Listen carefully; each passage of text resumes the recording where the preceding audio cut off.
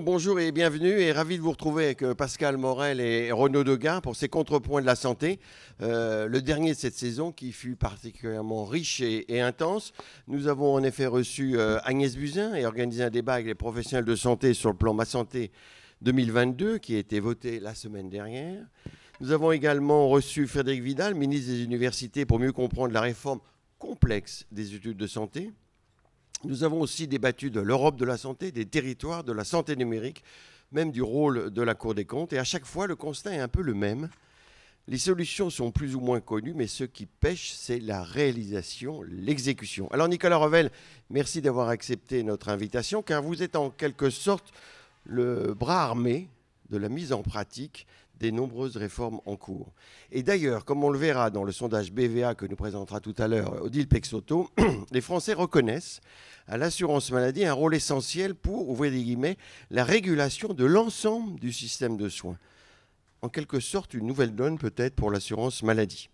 Nous vous interrogerons bien sûr sur les CPTS et les assistants médicaux pour lesquels vous avez signé la semaine dernière, là encore, des accords clés avec les professionnels, mais aussi sur les urgences, l'accès aux soins, les MSP, les déserts médicaux, le DMP et la télémédecine, l'espace numérique santé, le big data auquel vous allez fournir, le S plutôt data auquel vous allez fournir vos données, l'intelligence artificielle aussi, le RAC 0, la pertinence des soins, l'innovation avec l'article 51 et votre rapport charge et produit, et sans oublier bien évidemment le déficit de la sécurité sociale qui s'accroît et la CMUC contributive qui vacille. On le voit, votre charge et votre responsabilité sont immenses. Vous avez été nommé DG de l'assurance maladie en novembre 2014, il y a un siècle, dans un monde ancien. On vous reconnaît un talent certain de négociateur, mais jamais le système de santé n'a été autant sous pression et pas uniquement aux urgences. Donc le fil rouge de notre questionnement avec Pascal Morel et Renaud Degas sera comment aller plus vite, comment obtenir les résultats que les Français attendent alors qu'ils ont le sentiment que le système de santé se dégrade. Le Premier ministre l'a dit le 12 juin dernier à l'Assemblée nationale, tout repose sur l'art de l'exécution. Vous pouvez aussi participer au débat sur Twitter via le hashtag Contrepoint de la santé. Les questions et vos commentaires seront retransmis par Renaud Degas. Merci à nos partenaires BVA, Carte Blanche, Groupe Pasteur Mutualité, MSD, Point Vision, CARE et un nouveau partenaire, Canon. Voilà. Que nous saluons. Alors, voilà. Et Pascal, maintenant, première question, brève et percutante, comme d'habitude. Voilà, et le président de Canon est avec nous, nous le félicitons. Il a fait un bon choix ce matin en rejoignant les contrepoints de la santé. Nicolas Revel, comme l'a dit Philippe Leduc, très décontracté ce matin, Philippe Leduc, vous avez remarqué, hein, monsieur le directeur général. 5 ans ou presque à la tête de la CNAM, de la Sécurité sociale. On va évidemment parler d'actualité conventionnelle. Avez-vous, dans le fond, plutôt le sentiment d'avoir d'abord, réconcilié le pouvoir et les médecins et les professionnels de santé, pharmaciens. Si vous avez des sentiments de satisfaction, l'avez-vous fait, avec qui l'avez-vous réussi ou contre qui avez-vous gagné, monsieur Revel? C'est vrai que quand j'ai pris mes fonctions en novembre 2014 à la tête de l'assurance maladie, nous étions dans un contexte un peu particulier, pas forcément d'ailleurs avec l'ensemble des professions de santé, mais plus particulièrement avec les médecins libéraux. Vous vous souvenez à l'époque que nous étions au moment où la loi santé a arrivé au Conseil des ministres, le sujet du tiers payant avait enflammé entre guillemets le paysage, et il y a eu d'ailleurs de mémoire à un moment donné une rupture de la vie conventionnelle avec les médecins. Bon. Moi, j'ai toujours senti dans les échanges qui d'ailleurs ont toujours existé avec l'ensemble des professions de santé un très fort attachement de leur part au cadre conventionnel et à ce qui existait depuis fort longtemps avant qu'on arrivait à l'assurance maladie, c'est-à-dire ce cadre d'élaboration, de négociation qui permet, dans ce cadre assez particulier... Vous avez même été capable d'en faire revenir. Oui, d'accord, mais enfin, je veux dire, j'ai rien inventé. Je crois que le président de la CSMF est là, il doit comprendre. Quand j'ai pris mes fonctions, j'avais en face de moi des interlocuteurs qui étaient fondamentalement attachés au travail avec l'assurance maladie et à ce cadre conventionnel négocié. Donc, je me permets juste de le rappeler, c'est pas moi qui suis arrivé et qui tout d'un coup est ramené au bercail des professions qui s'en seraient écartées. Mais est-ce que c'est plus facile maintenant ? Après, c'est vrai que depuis 4 ans et demi, je me suis attaché à construire avec chacune des professions de santé à la fois un projet d'évolution de leur profession et pour le mener, une forme de confiance. Parce que quand on veut ne pas faire seulement du paramétrique tarifaire, mais réfléchir avec des partenaires à une évolution un peu structurelle de leur mission, de la valorisation de leurs actes, on s'inscrit forcément dans la durée, on fait des paris, on se donne des rendez-vous, et ça nécessite de travailler ensemble, de co-construire, de ne pas être dans une forme de rapport de force, mais d'essayer de comprendre ce que l'un et l'autre sont prêts à faire, et d'être dans une confiance dans l'exécution. D'accord, Monsieur Revel, vous deviez souffrir alors avant avec, parce que c'est plus facile maintenant ou avec la prédécesseuse de Madame Buzyn?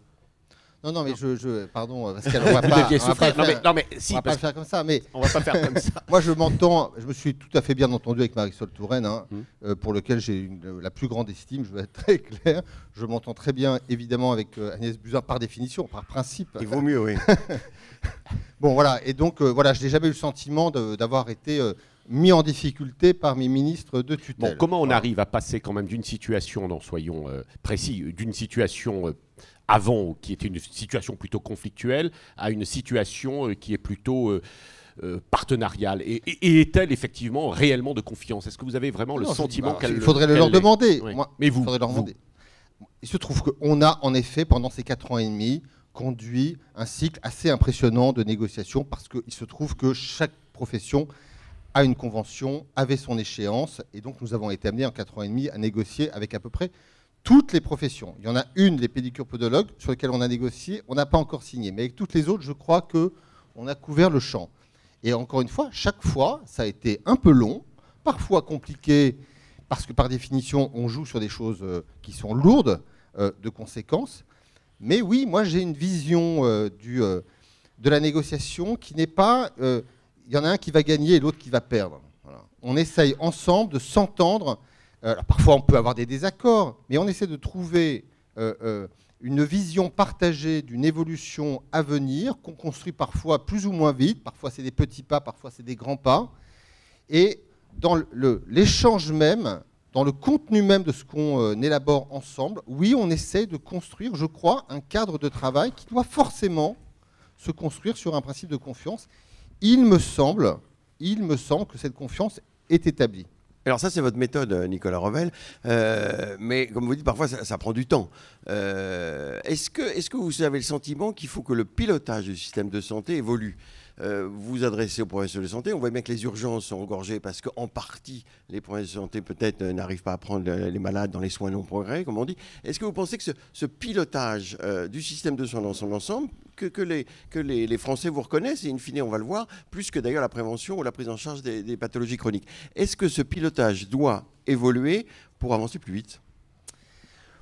Moi, je pense qu'on a trouvé aujourd'hui un équilibre entre le ministère et l'assurance maladie qui fait que la régulation est en France, d'une certaine manière, un peu partagée, même s'il appartient toujours à l'autorité politique, et ça doit demeurer ainsi, d'assurer la cohérence stratégique générale. L'assurance maladie, d'ailleurs, ne vit pas sa vie en dehors du champ de responsabilité qui est celui, dans une démocratie, d'un gouvernement.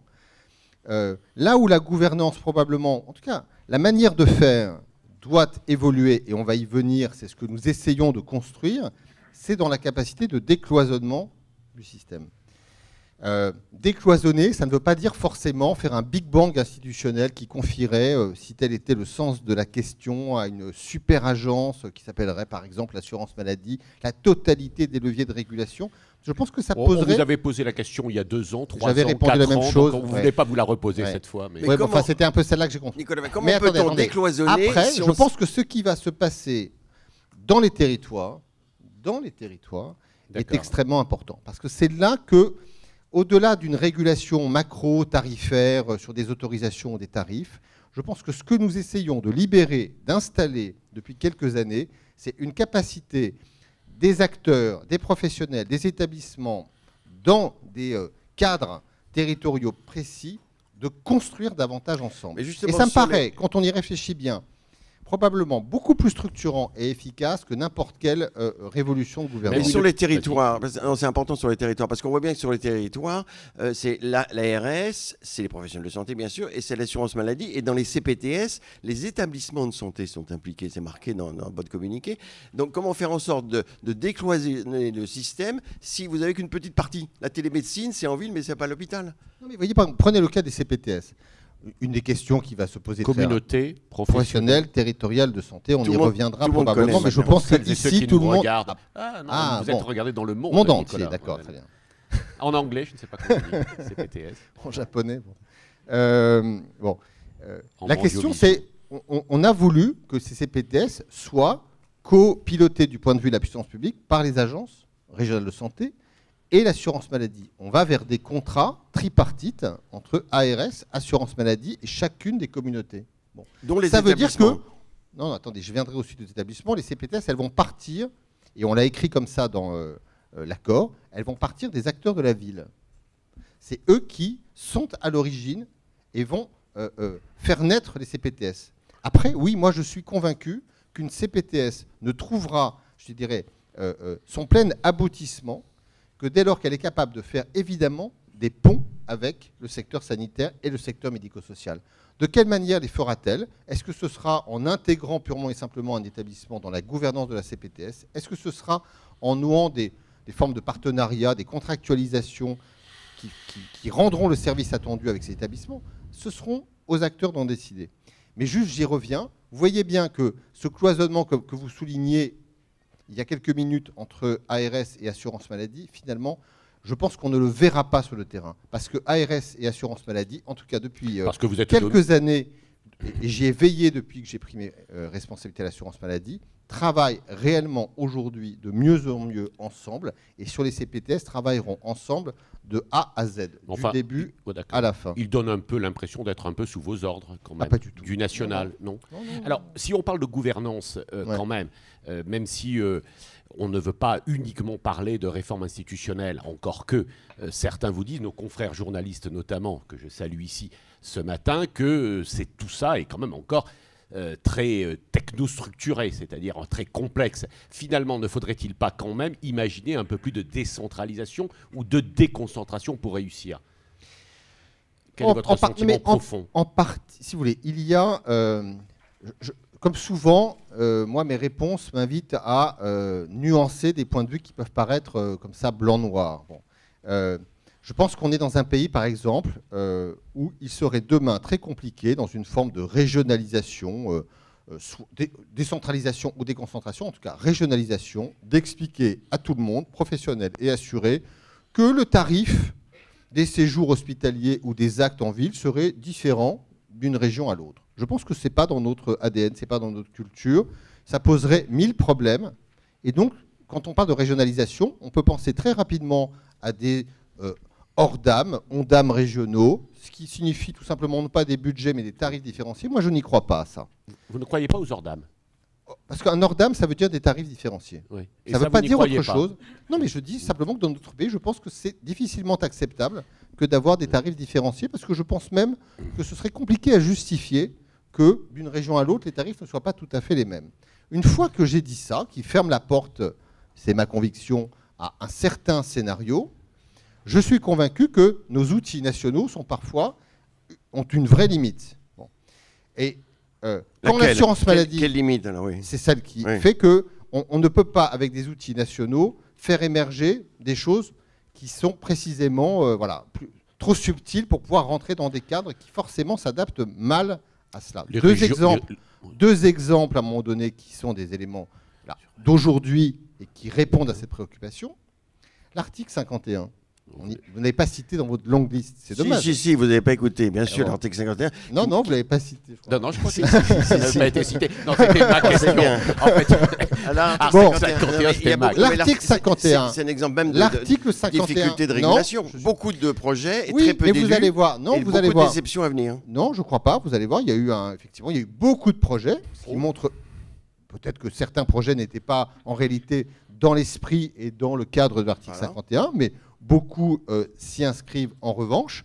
Oui, en effet, on a été un peu dépassé en début d'année par le nombre de projets, et donc il y a eu un sentiment de flottement, mais je pense qu'on a mis en place un certain nombre de choses pour aider les porteurs de projets, parce que souvent il y avait aussi besoin que les porteurs de projets travaillent, et donc vous allez voir que là, dans les prochaines semaines, on va en sortir pas mal des projets article 51, mais l'article 51, sur lequel je me permets de rappeler que ça a été, pas seulement, mais beaucoup une proposition de l'assurance maladie dans un rapport chargé produit d'il y a 2 ans, c'est quelque chose qui doit précisément nous permettre de faire naître de l'innovation organisationnelle et donc économique et tarifaire, parce que l'un ne va jamais sans l'autre. Avec des dérogations. Avec des dérogations, et qui est une forme de réponse. Les CPTS, on va y venir.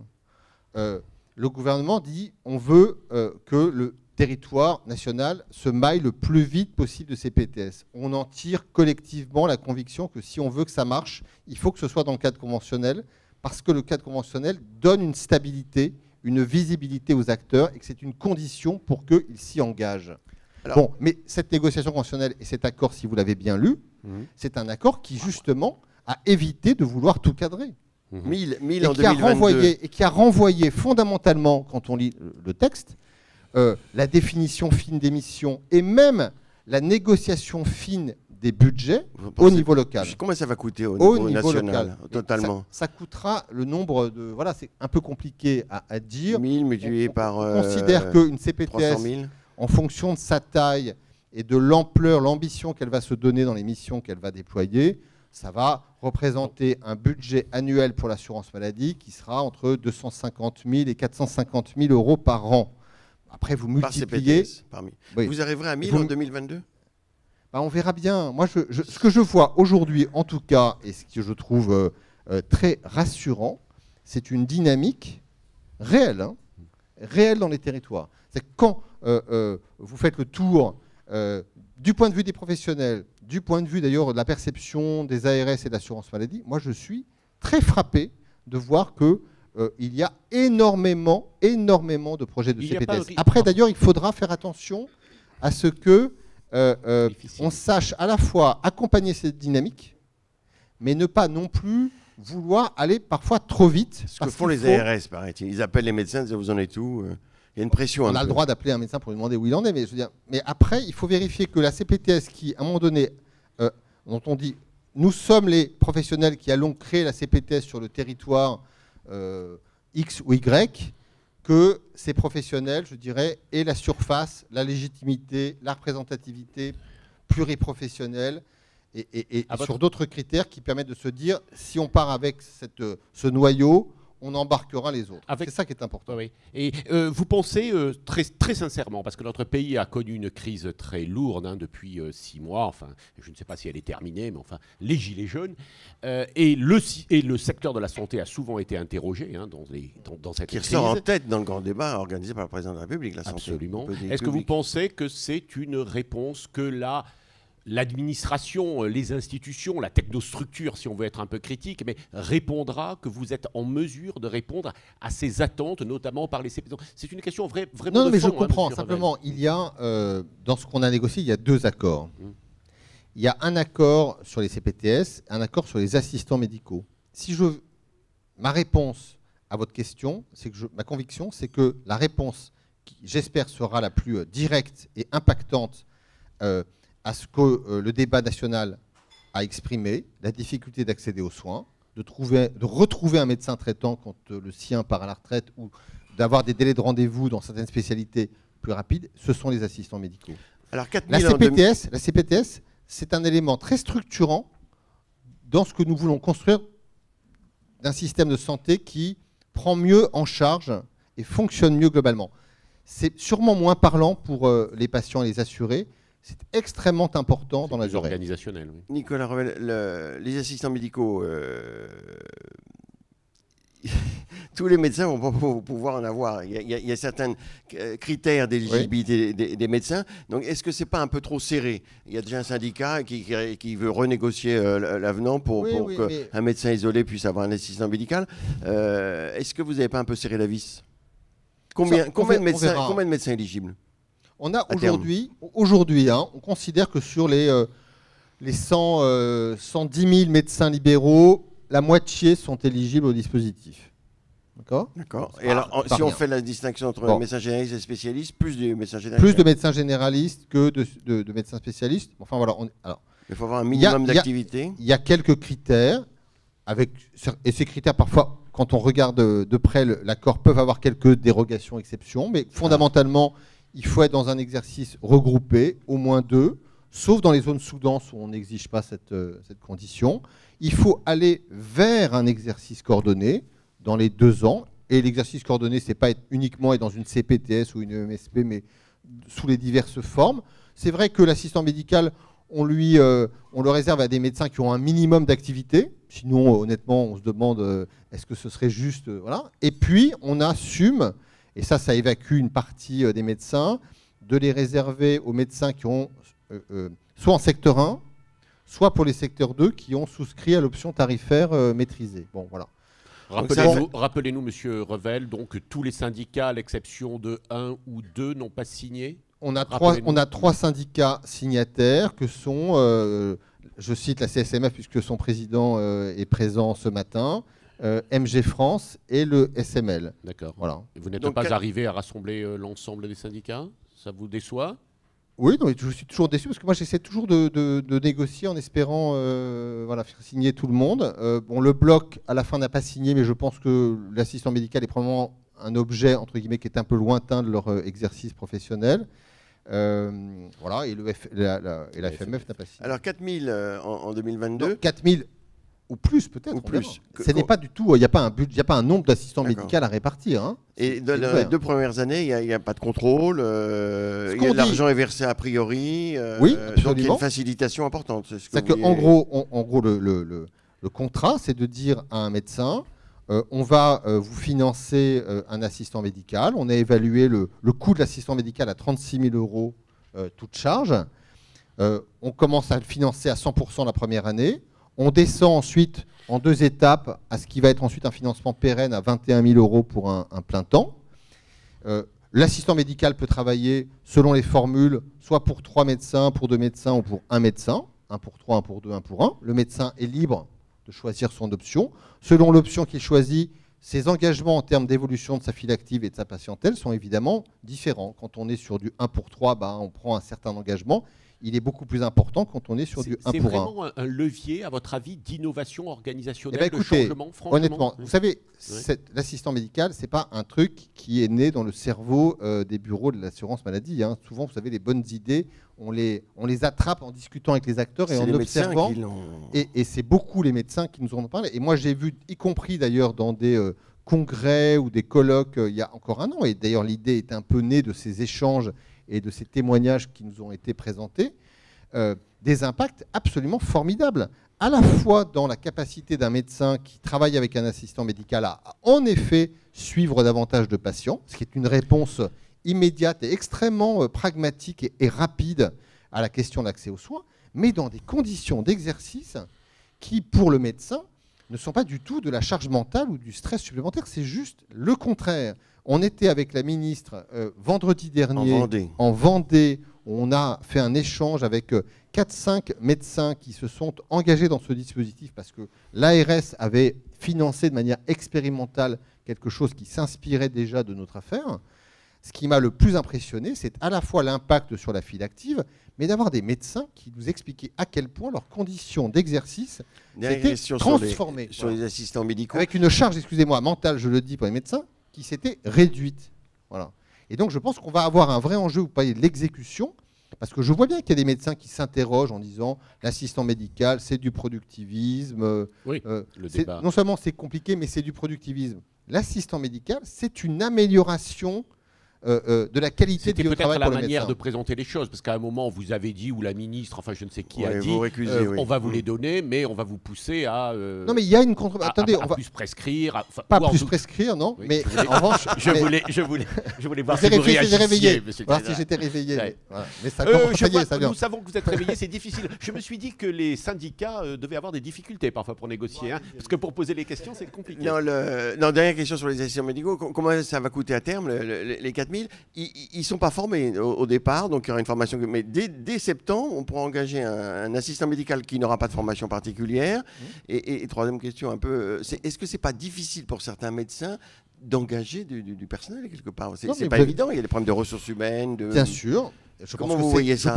Alors, on veut qu'il y ait une formation qui, à mon avis, se crée. Il appartiendra aux employeurs, dans un cadre conventionnel, partenaires sociaux, de définir ce que sera le cadre de cette qualification professionnelle. Il faut considérer que ça va prendre un peu de temps de la définir et de la mettre en place. Donc oui, nous avons considéré qu'il ne fallait pas bloquer. Et dans l'accord, le médecin qui engage un assistant médical s'engage à ce que d'ici 3 ans, il ait atteint cette qualification professionnelle. Bon, je pense que c'est pragmatique. Voilà. Deuxièmement, oui, c'est parfois un sujet pour des médecins de... Alors, recruter, je pense qu'on est dans un système où quand on veut recruter, on peut y arriver, mais de se dire, est-ce que je veux être l'employeur direct avec tous les risques et l'hésitation? Je sais qu'il y a aujourd'hui des structures ou des acteurs qui réfléchissent, et on le rend possible dans l'accord qu'il y ait une intermédiation avec un groupement d'employeurs ou une structure qui emploie en lieu et place du médecin. Ah, ça c'est important. C'est que c'est une boîte d'intérim, c'est quoi? C'est intermédiation. Ce ne sera pas de l'intérim, enfin vous avez des structures professionnelles qui aujourd'hui se proposent de se substituer aux médecins, embaucher, mettre à disposition contre... Ces organismes existent et... Non, vont se créer. Par la CNAM. Pas du tout. Pour être très clair, certains acteurs... Philippe voudrait candidater. Certains acteurs, y compris des syndicats avec qui j'ai signé, portent ce genre de réflexion. Oui, Odile Pexoto, BVA. Alors, le sondage. Excellent sondage d'Odile Pexoto. Notre mini-sondage qui s'est tenu donc, le 19 et 20 juin dernier, donc, auprès d'un échantillon national de 1000 personnes, comme d'habitude. 3 temps à ce sondage. D'abord, la cote de confiance de l'action du gouvernement en matière de santé. Deuxième temps, satisfaction vis-à-vis du... Alors, on a cherché à savoir la satisfaction des Français vis-à-vis des acteurs de leur propre système de santé, c'est-à-dire les acteurs avec qui ils sont en interaction. Donc, il y a un certain nombre d'acteurs liés à l'assurance maladie, bien sûr, hein, la CEPAM, le compte-amélie.fr, le DMP, etc., mais aussi le médecin traitant, l'établissement de santé et la mutuelle. Donc, je vais vous présenter tout ça. Et puis, dernier temps, les attentes vis-à-vis de l'assurance maladie, les priorités en matière d'action. Donc, premier temps, la confiance de l'action du gouvernement en matière de santé. Donc, on se stabilise à un petit tiers des opinions favorables. On est à 31% d'opinions de gens qui disent oui, l'action du gouvernement est bonne en matière de santé. On s'aperçoit qu'il y a quand même des segments de population qui sont un petit peu plus favorables. Les hommes, 37%. Les 65 ans et plus, 37% aussi. Les cadres, 42%. Mais voilà, et c'est assez stable autour d'un tiers, ce qui est pas beaucoup. Donc, en termes de satisfaction vis-à-vis des acteurs qui finalement gravitent autour du patient principalement, évidemment, le premier acteur, c'est le médecin traitant, hein, qui arrive avec 88% de satisfaction et même 40% de très satisfaits. Donc là, on est largement en tête de tous les autres acteurs. Mais derrière arrive le compte amélie.fr avec 86% de satisfaits et 19% de très satisfaits. Puis le dernier établissement où on a été hospitalisé, donc que ce soit en consultation d'ailleurs ou pour des examens ou une hospitalisation, hein, on est à 84% de satisfaits et 25% de très satisfaits, ce qui est très bien compte tenu du malaise hospitalier. Donc on a presque envie de dire bravo, chapeau aux soignants, parce que finalement, du point de vue des Français, c'est encore, ça tient encore malgré toutes les difficultés qu'ils semblent avoir. La CEPAM arrive ensuite, donc avec 79% de satisfaits et 13% seulement de très satisfaits, devant finalement d'une toute petite tête la mutuelle ou l'assurance complémentaire qui recueille 75% de satisfaits avec 17% de très satisfaits. En dernier lieu, et je vais le mettre un petit peu entre parenthèses, c'est le DMP qui a un score de 68, mais là, il y a 56% des Français qui nous ont dit avoir ouvert leur DMP, ce qui n'est évidemment pas le cas. Enfin, on n'a pas posé directement la question, on leur a demandé êtes-vous satisfait de leur DMP, et on s'aperçoit qu'on a 56% des Français qui ont donné une réponse alors qu'ils avaient la possibilité de dire non concerné. Vous voyez, donc je pense que le DMP, c'est encore assez flou pour un certain nombre de personnes qui ne l'ont pas ouvert, justement, et peut-être qu'il y a des mélanges, des amalgames avec d'autres choses, donc on va laisser tomber ce score pour l'instant. En termes d'attente, très clairement, il y a un Français sur deux qui met en tout premier lieu le remboursement des actes, bien évidemment, et l'accès aux soins pour tous. Donc 53% pour le remboursement des actes, 48%. Donc l'universalité, et ce que vous disiez tout à l'heure, c'est-à-dire l'idée de faire des tarifs différenciés, effectivement, ce n'est pas du tout le sens de l'histoire. Les gens aspirent très fortement à préserver quand même en grande majorité ce système mutualiste, universaliste, d'accès aux soins pour tous, avec un remboursement équitable et forcément pareil sur l'ensemble du territoire, ça semble très fort. Donc ça, c'est les deux premiers axes très très forts. Ensuite, il y a la régulation de l'ensemble du système de santé. Donc les Français ont bien conscience qu'ils sont dans un système généreux par rapport à tout ce qui, chaque fois qu'on leur demande, par rapport à ce qui se passe ailleurs, finalement, ils disent qu'en France, c'est quand même formidable. Donc c'est fragile et ils ont bien conscience de cette fragilité avec toute cette actualité. Et donc la régulation, le fait qu'il faille lutter contre les fraudes, qu'il faille défendre finalement ce système, effectivement, ce rôle incombe à l'assurance maladie de manière assez forte, 43%. Décroche ensuite, il y a 27% des Français qui attendent de l'assurance maladie des services en matière de prévention santé. Alors, on sait par ailleurs dans notre baromètre que la prévention santé, une médecine efficace en termes de prévention, est une attente prioritaire, prépondérante de nos concitoyens, que pour l'instant, il y a une offre qui n'est pas tout à fait à la hauteur, mais en tout cas, ce n'est pas auprès de l'assurance maladie que la majorité des Français l'attendent le plus. Et puis pour les malades chroniques, il n'y a que 20% finalement des Français qui disent oui, on attend des choses de l'assurance maladie de la part des malades chroniques. Donc il y a quand même aussi peut-être, ça c'est un petit bémol, parce qu'on voyait aussi, sur l'enquête, sur l'évaluation de la satisfaction, les malades chroniques, les patients en ALD, sont beaucoup plus, donnent des scores de satisfaction beaucoup plus forts que l'ensemble des Français à leurs médecins, à leurs mutuelles, au dernier établissement qu'ils ont fréquenté. Et pas du tout, cet écart n'est pas du tout vrai, ni pour le compte Amélie, ni pour la CEPAM. Donc on voit bien là qu'il y a peut-être quelque chose à faire, peut-être un petit peu plus. Dans le care, dans les services attentionnés auprès des gens qui sont effectivement malades au long cours. Voilà. Merci Odile. Justement, dans ce sondage, on peut revenir sur les missions un peu de l'assurance maladie. Alors, est-ce que dans votre esprit, l'assurance maladie doit être avant tout un prestataire qui rembourse les soins médicaux, ou bien élargir ses missions? Pierre Larocque, votre prédécesseur, après la guerre, disait « C'est une révolution que nous ferons ». Pensez-vous qu'elle est terminée, cette révolution? Les Français, disait-il, ne se sentent plus responsables de l'institution porteuse de solidarité, la Sécu. La Sécu, c'est comme une banque ou un bureau de poste. Faut-il, et ça ressort un petit peu dans le sondage, faut-il renouveler la démocratie sanitaire avec l'assurance maladie? Il y a 2 minutes pour répondre. Ouais, c'est ça, voilà. Parce qu'il y a plein de questions et on peut peut-être garder la toute dernière sur la gouvernance de la Sécu en la distinguant du reste. Moi, ma conviction, c'est que vous avez dit des choses très justes que je ne découvre pas. Il y a un petit point, j'y reviendrai peut-être, de nuance, y compris par rapport à d'autres enquêtes de BVA qu'on connaît, qui ont été d'ailleurs récemment faites avec vous sur le sujet de l'accompagnement des patients, sur lequel les résultats ne sont pas exactement ceux-là. Et sur lequel il y a une attente en revanche assez forte et une satisfaction élevée sur la manière dont on peut accompagner certains patients, c'est surtout vrai du diabète, sur lequel nous le faisons. Bon. Mais pour revenir à votre question, Oui, bien sûr, la Sécu, c'est d'abord la prise en charge des frais de santé et des dépenses de santé. Notre mission fondamentale, elle est beaucoup plus profonde, c'est l'accès aux soins de tous. Voilà. Et quand on tire ce fil, en réalité, on retrouve la régulation du système.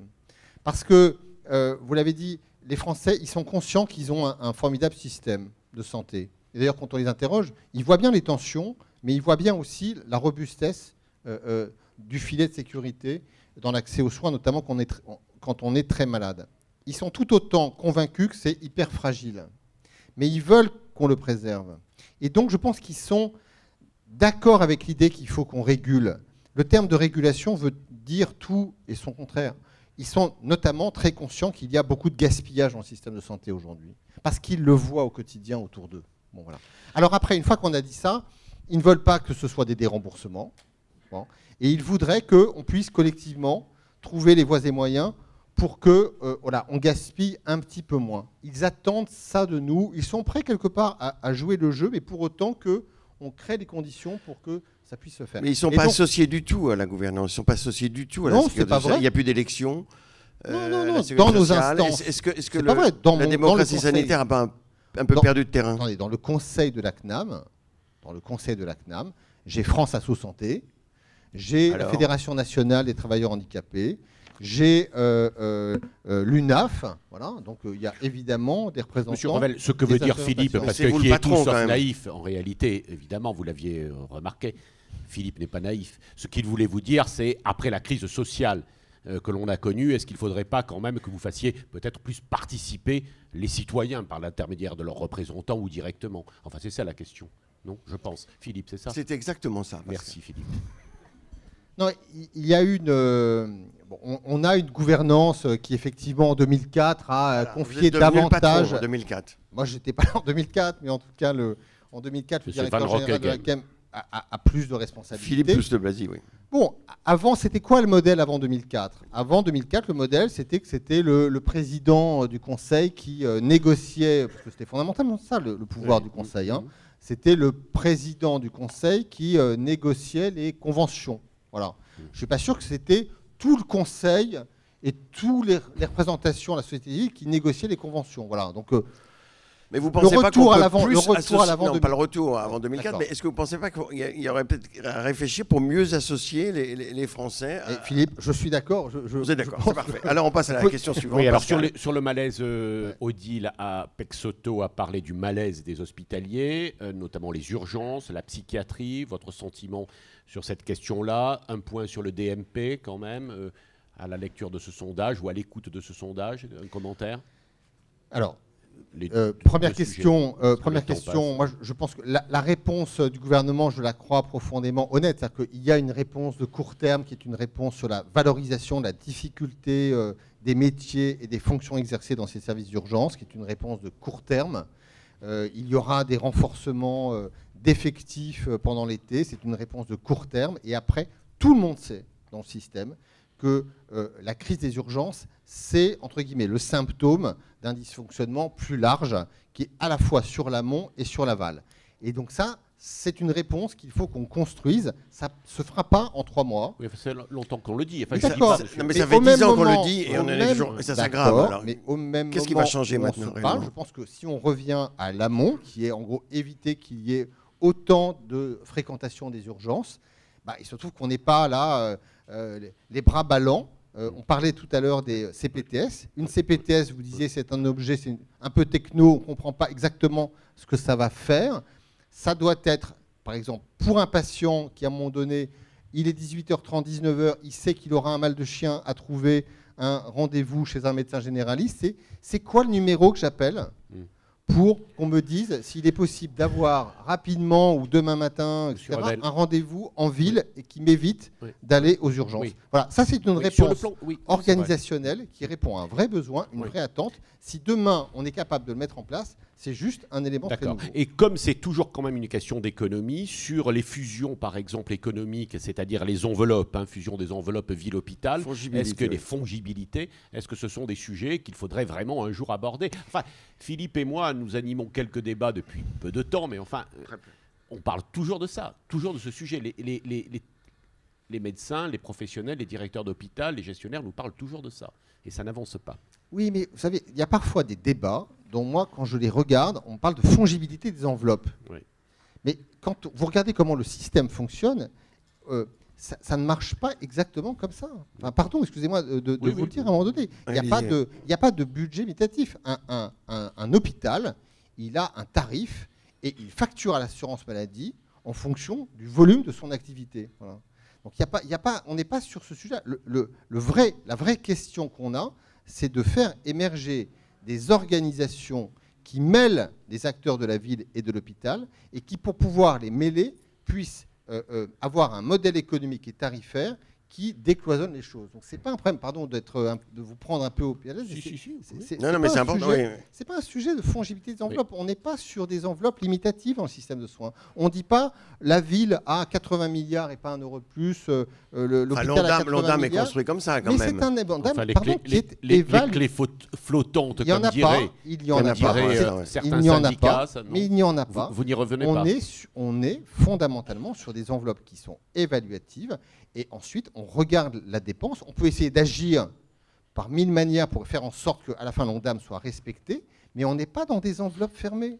D'accord. Ça ne marche Alors pas comme maintenant, ça, on va le retourne. On va vous poser des questions brèves. C'est dommage que l'on ne puisse pas avoir ce débat sur enveloppe fermée ou ouverte à quelques minutes de la fin. Vraiment, on n'est pas sur des enveloppes fermées ?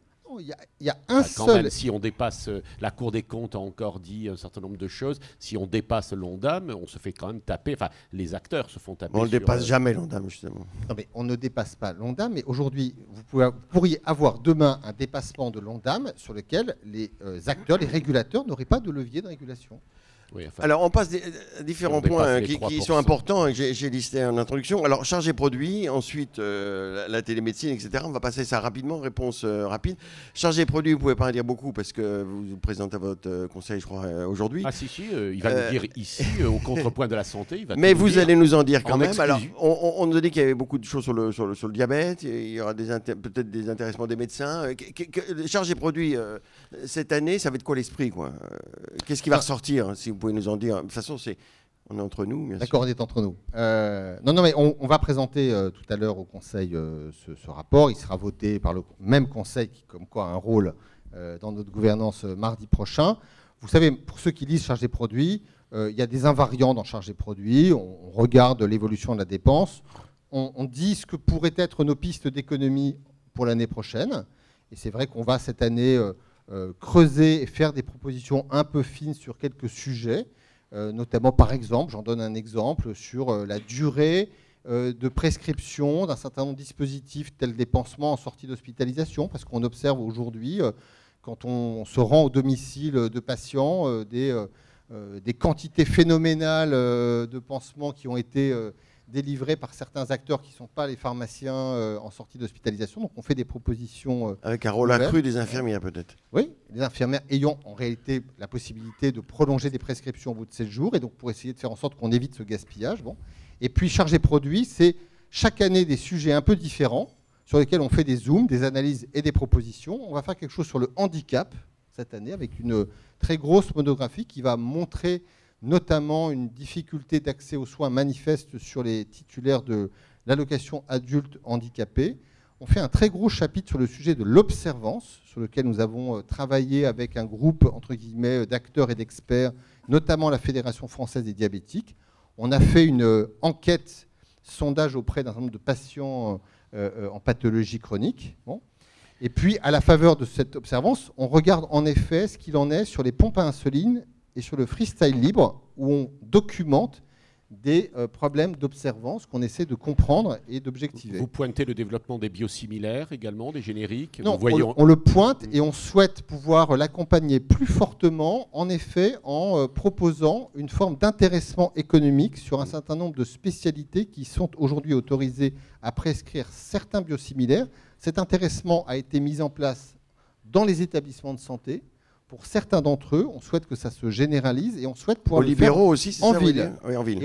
Et ça, c'est complètement nouveau quand même. Et ça, c'est complètement nouveau. C'est pas de la ROS parce que c'est vraiment un intéressement qui est ciblé sur du switch sur du biosimilaire. Et les médecins ne prescrivent finalement toujours pas assez de génériques, c'est ça ce que vous Non, écrivez? on le dit chaque année. Oui. C'est une question de répertoire. Mais aujourd'hui, dans ce rapport, vous allez aussi voir des choses. On va revenir sur le sujet des antibiotiques, avec la perspective l'année prochaine de franchir un pas avec la possibilité donnée aux pharmaciens de délivrer ou d'effectuer des TROD. Et puis, on fait un focus sur les IPP pour redire à quel point on est dans une atypie, inhibiteur de la pompe à protons, dans une atypie française sur le recours à ces médicaments. Alors très rapidement, la télémédecine ne décolle pas. Si, elle décolle doucement. Et moi, je suis doucement, très alors elle confiant. décolle doucement. Je suis très Mais très confiant. très doucement. Est-ce qu'il faut Non, revoir progressivement. l'avenant numéro 6? Est-ce qu'il faut élargir un peu? J'en suis pas sûr.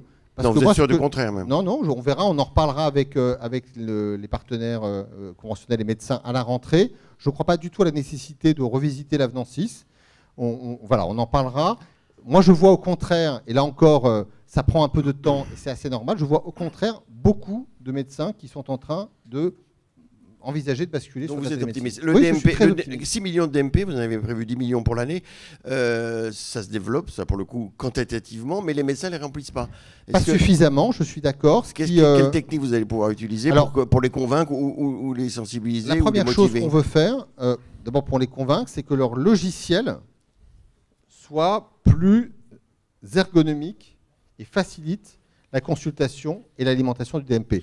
Beaucoup de logiciels médicaux sont aujourd'hui DMP compatibles, mais quand on regarde concrètement ce que doit faire le médecin pour pouvoir utiliser le DMP, c'est encore trop compliqué. Et donc c'est un travail qu'on a fait avec les éditeurs en décembre dernier, et vous allez avoir des livraisons de nouvelles versions logicielles qui vont arriver dans les prochains temps. Là, j'en ai vu un qu'il a rendu public hier, et qui fait que j'espère on va avoir des choses beaucoup plus simples. Alors le déficit s'accroît de façon importante. Alors les prévisions sont très bizarres parce que ça va de 1 à 4 milliards. Oui. Et ça va de 1 à 4 milliards environ parce qu'il y a un problème d'exonération des charges sociales. Est-ce que vous pensez qu'il faut qu'elles soient compensées ou pas? Vous aviez dit l'année dernière, au moment de charger produit, vous nous aviez d'ailleurs invité à le lire, c'est un excellent... Mais à nouveau, je vous invite un ouvrage à lire, comme on le lit dans la nuit, là, parce qu'on ne l'a eu que récemment.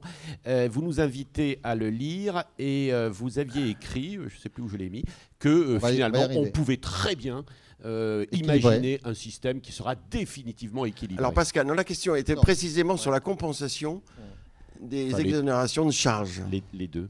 Moi, je suis convaincu qu'avec un Ondam qui se stabilise dans les eaux où il est aujourd'hui, 2,3, 2,4, 2,5, voilà, comme je dis, entre 2 et 2,5, on tient une capacité à équilibrer le système durablement. Voilà, c'est ma conviction. Évidemment, ça suppose qu'on soit dans une situation économique, normale, pas dégradée. Elle est plutôt bonne, là. Oui, mais je pense qu'on est dans une capacité d'équilibre et que c'est fondamental d'équilibrer le système si on veut par ailleurs préserver le modèle de solidarité. Là, ce qu'on a dans cette dégradation, c'est un petit coup de moins bien sur les recettes et sur la masse salariale qui fait que le déficit de la branche qui était attendu à 0,7 va se dégrader à 0,9, moins 0,9. Donc voilà, c'est pas non plus les chiffres que vous mentionnez. Uniquement sur l'assurance maladie. Oui, je parle de l'assurance maladie, je ne parle pas de toutes les branches. Hein. On passerait de 0,7 à 0,9. Exonération de charges. Il y a ensuite des décisions qui ont été prises par le gouvernement d'exonération de charges, de baisse de CSG, puisqu'il y a une mesure forte en début d'année sur la CSG des retraités. C'est vrai que ce qui était la pratique en vigueur ces dernières années, c'était une compensation du budget de l'État à celui de la sécurité sociale. L'orientation que semble prendre le gouvernement, c'est que cette compensation n'intervienne pas cette fois-ci. Voilà. Il hésite un peu. Je ne sais pas s'il hésite. En tout Mais cas, vous, qu'est-ce que vous souhaitez, vous? Moi, je fais avec ce qu'on vous donne. Et voilà, je prends Mais acte vous pensez que ça devrait être compensé quand même. Je prends acte des décisions du gouvernement. Vous êtes contre ou pour les remboursements de l'homéopathie? Moi, je considère qu'on est dans un système, comme beaucoup de grands pays, où ces questions sont confiées à des hautes autorités de santé. Ce n'est pas des décisions gouvernementales qui procèdent à une évaluation scientifique et médicale des produits. L'homéopathie était, quand on y réfléchit bien, la seule famille de médicaments qui n'avait pas été soumise à une évaluation scientifique. Il a été souhaité qu'elle le soit. Je comprends qu'une décision a été rendue par la Commission de la transparence de la HAS et va être rendu public. Demain. Après, moi, il me semble, et peut-être que quelque chose m'échappe, que dans un fonctionnement normal, il faudrait pouvoir se dire qu'on applique tout simplement les conséquences d'une décision prise par une autorité. La ministre a dit qu'elle respecterait le choix de la Haute Autorité de Santé. On verra bien. À Mais moins je qu'il y ait pense des lobbies que forts on devrait, vers sur les Matignon. médicaments, considérer que si on considère que l'admission au remboursement et le taux de remboursement découle d'une évaluation scientifique que l'on confie à une haute Ça ne autorité, pèse pas très lourd. il faudrait, également. me semble-t-il, pouvoir se dire qu'on va fonctionner ainsi et accepter les conséquences Alors, de cette décision. quelques brèves questions puis encore. Renault, les RSI, questions de Sécu Renault, étudiant. Le RSI, Sécu étudiant, on n'en parle pas dans la presse, donc ça veut dire que vous l'avez intégré sans problème. On va les intégrer, c'est-à-dire que c'est à la rentrée de septembre Oui, que, complètement. que tous les étudiants seront complètement repris en gestion par l'assurance maladie. C'est en janvier prochain que tous les travailleurs indépendants qui sont encore aujourd'hui à l'ex-RSI seront repris en gestion. On y travaille énormément. C'est pas sur ces sujets que vous m'interrogez le plus. C'est une énorme, Oui, un c'est pour énorme ça qu'on chantier, nous, on vous interroge là-dessus. un oui, énorme évidemment. chantier interne. Il n'y a pas de heure pour l'instant. Il n'y a pas de heure. On a fait un certain nombre d'intégrations déjà au cours des dernières années, des derniers mois, sans heure, mais les 4 millions d'assurés de l'ex-RSI, les 3000 collaborateurs que nous allons intégrer début d'année, c'est un énorme sujet pour Donc nous. ça se Et passe. on verra, j'espère que nous le ferons sans heure, on fera les Monsieur, comptes, on fera les comptes Oui. dans un an. Monsieur Revel, sur le RSI, c'est, j'imagine, un gros chantier, parce que c'est rapide. Sur Bravo, les Pascal. étudiants, ça fait quand même des années et des années que cette histoire est lancée. Non, c'est pas vrai. C'est que les étudiants, on avait récupéré la gestion principale de la LMDE, qui est l'une des deux grandes mutuelles, en octobre 2015. Là, c'est tout le reste du paysage qui va basculer. Donc, on va en gros avoir 1 million d'étudiants qu'on va reprendre en gestion Vous allez faire des économies, en à septembre. votre avis En gestion, oui, probablement, oui. Dernière question avant de passer la parole à Renaud sur les questions Twitter. La CMU-C contributive, D'ailleurs, s'appelait bientôt autrement. qui va s'appeler comment? La ministre a retenu un autre nom qui C'est est lequel? complémentaire santé solidaire.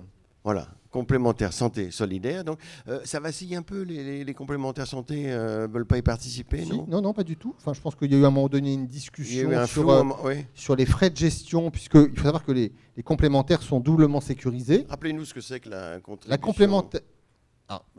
Voilà. La contribution ou Oui. la complémentaire santé solidaire, La deuxième. c'est-à-dire. Non, mais est-ce que ça va devenir ça va jumeler l'aide Oui, à la c'est ça. complémentaire Voilà. santé, Donc rappelez. avant, on avait la CMU complémentaire, et puis au-dessus de ce seuil, il y avait l'ACS, l'aide à la complémentaire santé. Quand on était admis à l'aide à la complémentaire santé, on partait avec un chèque et on devait se trouver une complémentaire, et on avait un chèque pour aider à payer les primes de complémentaire. Bon, là, avec un faible succès de ce dispositif. Donc le gouvernement a fait quelque chose que je trouve très bien, c'est qu'on se dit finalement, plutôt que d'aller chercher une complémentaire, on rend possible l'accès au panier de soins de la CMU, qui est un très beau panier pour ceux qui étaient hier à la CS. Et simplement, la différence, c'est qu'ils vont payer quelque chose. 1 euro pour les. Non, c'est 1 euro maximum par mois pour le public des plus de 60 ans, mais ça peut être moins d'1 euro par jour, parce que c'est... D'accord. Les dernières 1 euro. questions, c'est Renault. et ça Alors Renaud, continuera non, mais à- on aura d'autres après. Mais Oui. on va. Alors Renaud, Oui, alors il y a deux questions principales. Une, je voudrais revenir sur les enveloppes que vous dites non fermées, en tout cas non étanches. C'est quand même le sentiment pour ceux qui négocient avec vous que c'est quand même, vous regardez de très près l'enveloppe, avec un reproche sur certaines professions, certaines dépenses, de ne pas prendre en compte l'ensemble des effets de la dépense en Oui, question. Vous voyez ce que je veux dire? C'est-à-dire qu'on va reprendre la radiologie ou la biologie. Il y a le très fort sentiment que les effets d'augmentation de dépenses de biologie ou de radiologie qui permettent d'éviter des hospitalisations, etc., ne sont pas vraiment pris en compte dans le calcul de l'enveloppe, voire de la pression qui est mise sur cette enveloppe. Donc, est-ce que c'est pareil pas un pour l'industrie système, est-ce que c'est pharmaceutique pas un aussi, oui. système qui est bloquant pour l'évolution profonde du système et pour être vraiment sur une logique de parcours de soins avec la prise en compte de la dépense sur l'ensemble du parcours? Première question. La deuxième question, ça concerne le 100% santé, et avec une interrogation, est-ce que ce 100% santé renvoie les réseaux de soins à un autre métier ou à inventer d'autres services à côté de ce 100% santé? Alors honnêtement, j'ai pas réfléchi à la deuxième question. Moi, Vous je ne faites pas le suis, marketing des réseaux. Non, voilà. Du coup, c'est sûrement une bonne question, mais je ne me la suis pas posée, donc je ne sais pas ce que ça veut Mais nous, on vous la dire. pose. Oui, d'accord. Mais Vous faites du coup, comme Georges Marchal. J'ai pas de bonne réponse à cette question à laquelle j'ai pas eu le temps de réfléchir. Moi, je suis très heureux du 100% santé parce que je pense que ça va être, notamment dans le dentaire, voilà, une capacité donnée pour accéder à des soins prothétiques sans reste à charge qui va créer, comme je le dis souvent, un avant-après, je crois, très important dans l'accès aux soins. Bon. Alors après, votre première question, je disais tout à l'heure qu'on n'était pas dans des enveloppes fermées en termes de financières. Il n'y a pas quelque chose, un coup près qui fait qu'au-delà d'un certain montant, on ferme les robinets aussi bien à l'hôpital qu'à la ville. On ne va pas revenir sur ce sujet. Il y a quelques leviers de régulation sur des enveloppes de fin d'année, mais ce n'est pas ça qui fait qu'à la fin des fins, ça ne suffit pas à faire qu'on respecte l'ONDAM. Après, oui, j'ai toujours dit qu'il y a du cloisonnement, et il y a du cloisonnement organisationnel et tarifaire, et d'avoir à un moment donné une capacité à raisonner sur une prise en charge, sur une pathologie donnée en ayant une vision transverse sur tout le système de santé, c'est certainement quelque chose à construire et qui peut avoir beaucoup de sens. Et quand je vous renvoyais à l'article 51, c'est un peu ça qu'on cherche au travers de l'article 51. Donc je ne théorise pas le statu quo, moi, pas du tout. Je pense qu'on a besoin de décloisonner, de faire naître des formes organisationnelles où hôpital et ville fonctionnent davantage ensemble dans un continuum et dans une prise en charge qui s'inscrit dans la durée. Donc je suis au contraire très désireux qu'on essaie de faire évoluer une question le système très large sur le comme financement cela. des parcours de santé. On comprend que c'est compliqué, mais est-ce que vous y travaillez? Est-ce qu'on arrive à voir réellement la logique que vous allez pouvoir Pour décloisonner, justement, oui. décloisonner et installer? Oui, la réponse est oui, on y travaille. Je pense que faut bien se rendre compte à quel point ce sont des sujets quand même très compliqués. Certainement. Non mais vraiment, très compliqués. Oui, mais c'est le problème. Et moi, je suis convaincu que, d'ailleurs c'est pour ça d'ailleurs que le gouvernement a souhaité qu'on fasse un premier pas sur des financements pathologie, mais uniquement limités à l'hôpital d'un côté, parce qu'on voit bien que dès lors qu'on sort en première phase, en première étape, faire quelque chose qui soit ville-hôpital d'emblée, c'est s'affronter à des difficultés considérables. Bon. Et donc moi, je répète, parce que j'y crois beaucoup, je pense qu'on va tirer de l'article 51 beaucoup de choses qui nous permettront ensuite, demain, de construire des modèles organisationnels qui, parce qu'ils auront été conçus par des acteurs de terrain et éprouvés par des expérimentations, nous donneront, je dirais, des scénarios ou des schémas bien plus efficace qu'un travail mené depuis Paris dans des bureaux aussi bien à la CNAM qu'ailleurs. Donc on l'a vu, c'est l'art de l'exécution et de motiver, d'embarquer les professionnels de santé qui sont atomisés sur le territoire, toute la difficulté. Mais vous pensez qu'on verra les effets de tout ça, du DMP, de la télémédecine, des assistants médicaux, des CPTS? Il y a beaucoup de choses sur le terrain. Quand? Dans 5 ans. 5 ans. Je vous le dis très bien, je pense qu'un système de santé, s'il doit se transformer, je dirais, de manière forte, il se transforme en gros sur une durée d'une dizaine d'années. Et je vais vous dire une chose, et je pense que nous sommes en réalité au milieu d'un processus. On n'est pas au début d'un processus. Le système de santé, il a commencé, entre guillemets, une forme de mutation déjà il y a quelques années, parce que tout simplement les esprits ont déjà cheminé. Là, on va passer maintenant... Il y a un an, vous le disiez déjà, il y a 5 ans, donc maintenant ça fait plus que 4 ans. Mais est-ce que vous serez encore là? Écoutez, parce qu'on vous dit partir à droite, plutôt à gauche, on ne sait pas où. Je m'attendais à la question. Oui. Alors, est-ce que vous y allez? En réalité, c'est au centre et en haut. Est-ce que vous y allez? Je ne vais nulle part. Moi, je suis dans ma responsabilité qui me passionne. Je suis très attaché à ce que je fais, très attaché à tous ceux avec qui je travaille. J'ai un mandat, vous l'avez dit, qui a commencé en novembre 2014 et qui s'arrête en novembre 2019. Et c'est pas moi qui décide. Et c'est très bientôt. Et c'est pas moi qui décide de savoir si je suis renommé dans cette responsabilité. Et si on vous nomme ailleurs Attendez, on me nomme pas là où voilà, etc. J'ai un peu mon mot à dire. Mais voilà, mais si vous me posez la question de savoir est-ce que je me projetterai ou pas sur un second mandat, je suis, comme je vous le dis, très passionné par ce que je fais et très convaincu qu'il y a beaucoup de choses importantes à faire dans les prochaines années. Mais on voit bien, vous dites qu'à la place qui est la vôtre, vous arrivez à voir les conséquences de vos actions et vous pensez que les actions que l'on mène aujourd'hui ou que l'on a menées, que vous avez menées, vont dans le bon sens. Je suis très convaincu de ça. Et auront de bonnes conséquences. Je suis très convaincu de ça et je suis tout autant convaincu comme vous que l'art de l'exécution dans les prochains temps va être absolument décisif. Je vais vous parler des conséquences, Monsieur Revel, en réalité, parce que je voulais poser une question à Philippe Leduc. Ah. Tôt ou tard, le monde s'assied au banquet des conséquences, Philippe. Nicolas Revel. Non, Stevenson. Et je le dis parce que, évidemment, il avait traversé avec un âne les Cévennes. Et plusieurs de nos amis sont ici et comprendront pourquoi je parle de ça. Ça ne vous touchez pas. Vous, quel est l'âne? Où est l'âne? Alors, nous remercions celles et ceux qui ont fait ces rencontres. Évidemment, bien, je cherche mes fiches. Évidemment, tous nos partenaires. Tous nos partenaires, alors je les recite évidemment et merci. Non, il ne me donne pas la bonne. Évidemment, le groupe Pasteur Mutualité, Point Vision, MSD, Carte Blanche, CARE, BVA, La Veille, Hortus et LDC, tous et notre Canon, nouvelle arrivée. Regardez ce marketing, c'est le directeur général qui cite notre dernière arrivée Canon. Voilà, et bel été et bonnes vacances. Alors, bel été dans les Cévennes, hein, effectivement, avec un âne, et on traverse les Cévennes. Et merci à celles et ceux qui ont également fait cette journée, et notamment un petit souvenir pour Françoise Millet, qui n'est pas là ce matin, Pascal, Emmanuel, Philippe, les uns et les autres. Bon été, et on se retrouve à la rentrée. À bientôt et merci. En septembre.